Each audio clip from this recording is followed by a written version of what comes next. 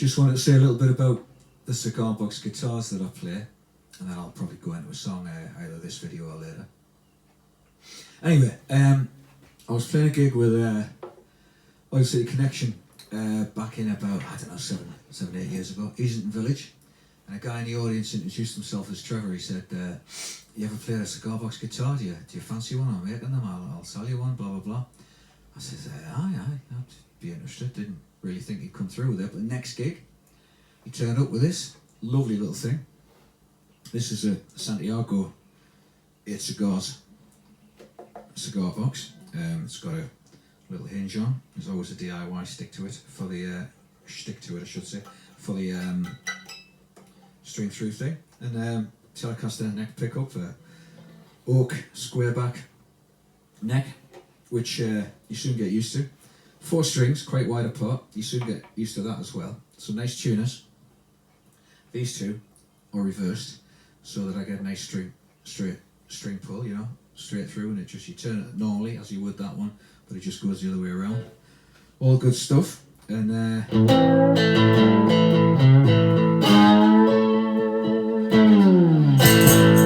great for slide, great for fretted work as well. So I really think it's worth, if you want to get a cigar box, get any sort you want. I mean, the ones without frets and without accurate fretting are great just for playing around with slide as well. You get some fantastic sounds out of them. But this one's really well fretted. You can do so much more with it, and so it's become part of my life set quite a lot of the time. Really makes a big difference. It's a bit like a get out of jail free card. You can get the audience interest back in again. It's great to start the sets with. It's great to slide it in when people's attention is starting to wander, especially if you're playing some of the more mainstream venues that some of us might play. I've got another one of Trev's in the house as a backup, but I've also got this one, the Bovocaster,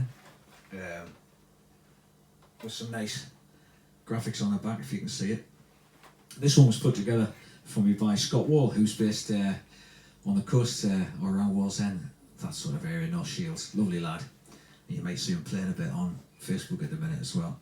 And he knocks out loads of these guitars, and he does workshops, and he does performances. He's absolutely fantastic with what he does. And anyway, we were talking, and I said, I just want a Telecaster one. So I gave him a neck, I gave him the bits and pieces. It's obviously based on a Telecaster, which is what I really enjoy. And he knocked this together, and he put the artwork on. It's even got my name on the front there, which is fantastic.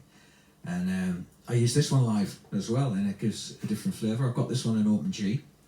I've got this one in open A. I don't think I've told you what the tune it is, so I'll tell you that in a minute. But open G, you probably know. You've got your bottom A string drop to a D, and then you've got your sort of open G chord all the way through. So maybe more about that another day. But this one is A, E, A, C sharp? Yeah, that's right, yeah. So it's open A. It's a bit like I've taken the top E string off and the bottom E string off, and I've tuned it to give you that A chord, okay? Which is really just a G, a couple of frets up.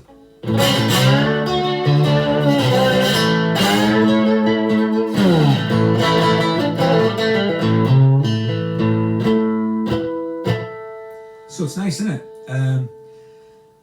And like, you get different guitars and different titles and stuff, and it sort of, I don't know, helps you write different things. And so I always wanted to, I used to love a song Jim Carroll Band did back 70s, sort of like American punk, or the best of American sort of punk new wave. And it was about people who died. It's called People Who Died, from the Jim Carroll Band. And I'm sort of fascinated with not wanting to die. So it's always on my mind, strangely enough, and I was going to write one. I always wanted to write one with the people I'd known that had passed away that I missed, including my dad and stuff like that, but I never got around to it. But I was noodling around on this. And then sadly, Amy Winehouse died. And so I was sitting down playing with this, and I started thinking about the 27 Club, because she was 27 years old, and a lot of people died at 27. Jim Morrison, you know, I think the guy out of... what was that band that did there? No matter what you are. Oh, here goes me up. Having a bit of trouble with this acoustic amp down here. Anyway, hopefully it will hold up for the rest of this session. So yeah, so that made me think about it, and I started playing with it. And I thought it went quite nice with it.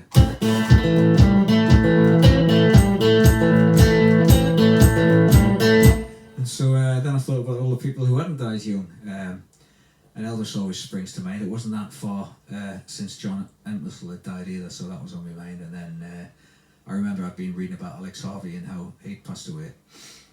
Johnny Cash hadn't died that far away, so I did a couple of verses based on that. And then I did a verse on the actual 27 Club and stuck it on the Bridge Street album, and people seem to like it. So, you know, if ever you come and see me play live, I'm likely to play the 27. And you can stream it and all that, the sort of recorded version if you want to on Spotify and stuff like that. But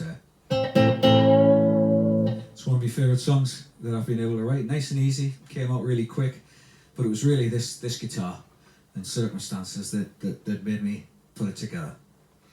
So